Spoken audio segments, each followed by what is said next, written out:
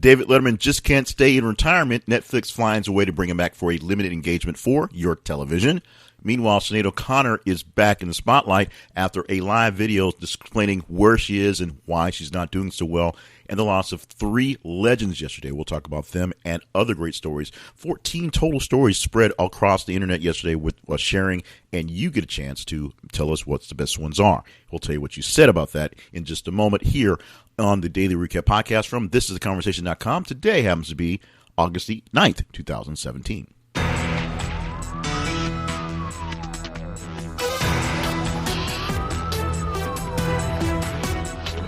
And welcome to the podcast. My name is Jay Cleveland Payne. I'm your host for this podcast. I like to think I am a great person to have great conversations with, and I know you out there are as well. This is the Conversations Daily Recap Podcast, and today happens to be the 9th day of August. So on this Wednesday, we're recapping the stories we talked about on yesterday all day for Tuesday. 14 of them that you guys gave lots of input to, and we're glad to have you along the way. If you didn't give any actual input to it, this is how you get a chance to do that. You go to your phone, you go to your tablet, you go to your PC, and make sure that we are in your social media feeds, because we feed these stories, these topics, these headlines with links to full stories to you all day long. Go to Twitter and follow th_conversation. Go to Facebook and look for This Is the Conversation. And go to our main website, thisistheconversation.com. Check it out for great features, including the links to join the Conversation Survey panel, where we have extra questions for you.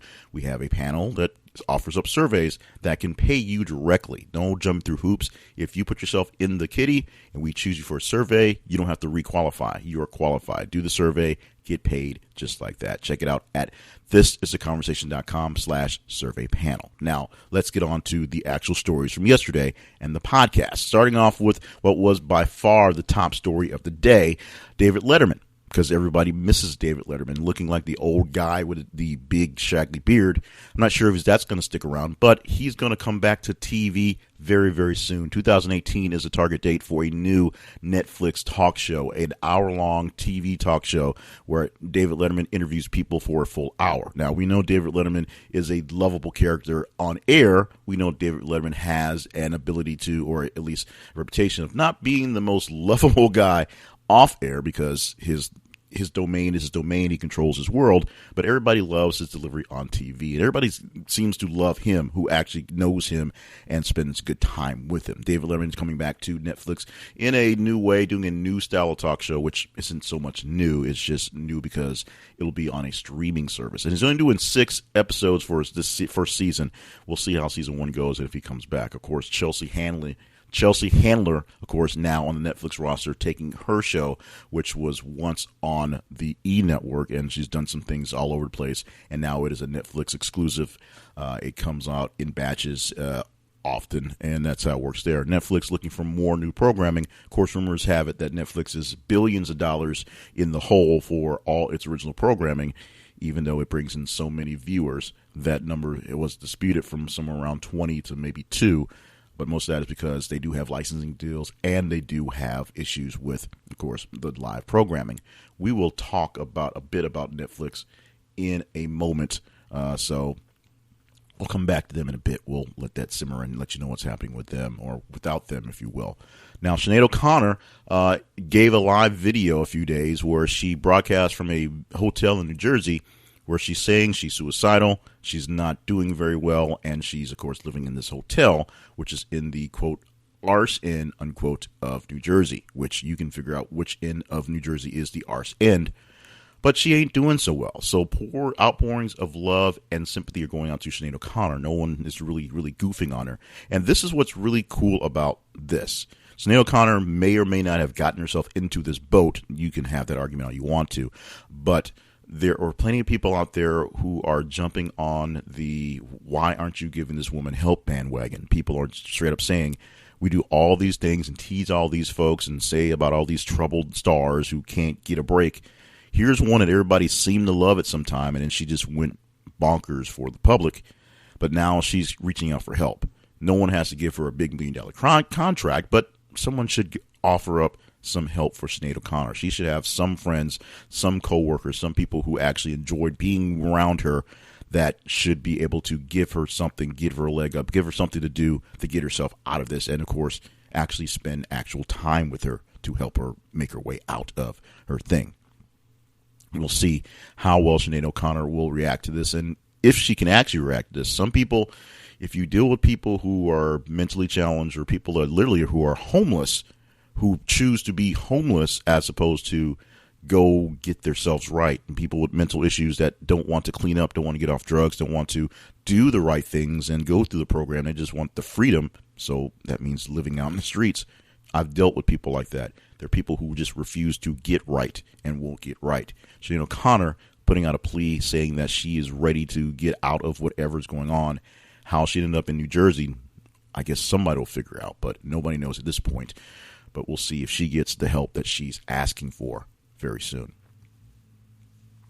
A Google employee named James Danmore wrote a memo, sent an email out that went across Google about gender stereotypes, essentially saying that there isn't a problem with hiring more women or even more diverse minorities.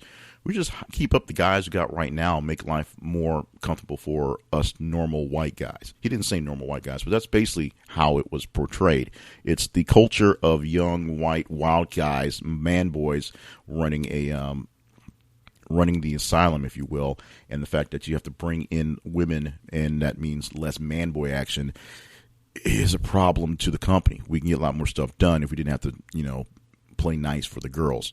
That got him fired. Of course, it got Google a lot of bad press over the weekend as the note was spread across the company and, of course, leaked out to people across the world via the news and the internets, and people not so happy with Google. Google already dealing with some discrimination cases right now, exactly right now, because of this stuff. And that's what happens with larger companies when you don't see a lot of natural diversity, especially in companies that are ruled specifically by men in the industry. Silicon Valley and the engineering industry, the tech industry, of course, kind of a man thing, even though there's lots of play and lots of showing and lots of visions of women doing their thing. They're just not doing their things at the top of many of the bigger companies. That just so happens to be where it goes. Numbers popping up. Trump's approval numbers hit an all-time low in a new CNN poll. Meanwhile, the U.S. drug overdose deaths reached an all-time record high in a new poll as well, new study as well. So there's two quick examples of numbers that get in the way of things. Trump, even though he's on vacation, is doing his Trump thing and sending out tweets on stories that yesterday he had a tweet on a story, retweeting a Fox and Friends story that, of course, was dug up from classified information that was leaked, even though he complains about the leakers, but he essentially spread the leaks and maybe unclassified the stories because Trump can do that magically with things like that. On the drug overdose record, Donald Trump put a big focus on taking care of drugs. Of course, he went to New Hampshire and talked about how the opioid epidemic is just horrible there. And then, of course, he called the president of Mexico and said he won New Hampshire because it was a drug den and people just don't know any better. When A, he said nice things about fixing things in New Hampshire, and B, he didn't actually win New Hampshire. That's a whole other story. But the drug overdose deaths are going at a record high this year. So there's something that needs to be done about that. Whether the president can get off of his arse and do something about this. And, of course, he does have other things going on. Of course, yelling at North Korea isn't helping right now. But whether he can do something to fix this thing he promised to fix is a big problem. Let's go back to Netflix real quick and talk about an issue they will have come 2018, actually coming fairly soon. Why it'll take David Letterman, a year to make 6 hours of TV, we don't know. But by that time, Netflix will probably need a little extra content, believe it or not. What's the deal? Disney figured out that it has enough stuff in its library to do its own streaming service. Now, it's not something they're not so shy about. Disney already has various services where they partner with other people. One of the biggest things they have is something called Disney Movies Anywhere, which is actually partnered with Vudu, an online service that allows you to tap into streaming video from anywhere. So you can buy the movie digitally and then you can use it on the Vudu app, or you can get it through some other apps, or watch it through other streaming services, such as Netflix. Netflix, you pay the subscription, and then they work the rights with Disney, so they have certain things on at certain times. The biggest thing that I have on my Netflix is watching many, many Disney Junior TV shows on demand via Netflix. But that won't be available very, very soon. Disney is going to pull all of its movies and all of its programming from Netflix, put it together with ESPN, and start its own streaming service. Disney, of course, owns ESPN and various other channels, ABC as well. So they're going to start pulling specifically the Disney movies and a lot of the ESPN long-form programming from Netflix and put it in its own streaming service, which you'll pay, your own money for, but because you want to see Disney movies at a more at a better clip. Essentially, they of course have access to everything when they feel like it. So the Disney Vault may no longer exist because they can keep things online forever and just shuffle things out as they want to, a lot quicker, as opposed to taking away for years and years. Back in the day of VHS tapes and DVDs were the only source of your Disney viewing after it was out of the run of theaters. They had the Disney Vault, which is essentially just a way to market keeping movies out for about a couple months and then going away for years. So the classics would be on sale for about 3 months and then go away for about 6-7 years, and they just recycle it. With enough classics, you can do that for a long time. With Disney streaming, we'll see how often they'll siphon off some movies. Some newer movies seem to be there all the time. Lilo and Stitch is there all the time. Trust me, we watch Lilo and Stitch a lot in our home. But we'll see if some of the classic movies like Snow White or Cinderella, the original ones, actually stay around much longer because they'll be in the streaming service from Disney for a price. Now, the HBO hackers that we heard about that have been releasing episodes of Game of Thrones a little early got more than just the videos. They got some pretty big detailed documents and the emails for executives at HBO. This, of course, is a big concern about what's in the documents, what people know. We learned from the Sony hack a few years ago, a lot of disparaging, a lot of really, really dumb things are said by executives in their emails. We learned that from the Clinton hack as well, that a lot of disparaging and dumb things are said inside of people's emails. We'll probably learn fairly soon some disparaging and dumb things said inside of the HBO executives' emails, because these things, this is how conversations go, and they get kind of stupid. Whether this will be essentially an advertisement for Slack or a way for people just to be smarter about their communication in general, we'll see if people learn from that.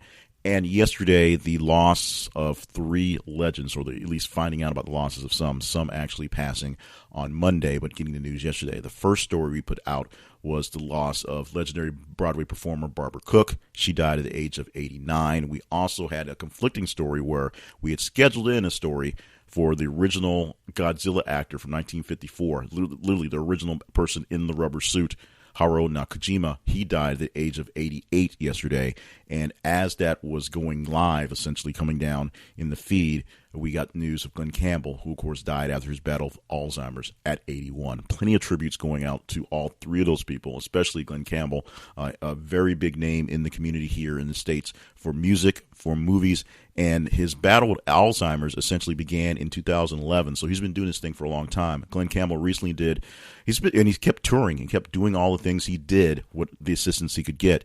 He recently had a tour that ended about 6 months ago or so, maybe a year or so ago. Basically, this is his literal last ride as he was trying to do all he could until he no longer could. He has ended his battle with Alzheimer's on a strong note and with plenty of love from his friends, his supporters, and many folks. There's plenty of Glen Campbell being played in the radio station yesterday, let me tell you that. Glen Campbell dying at the age of 81.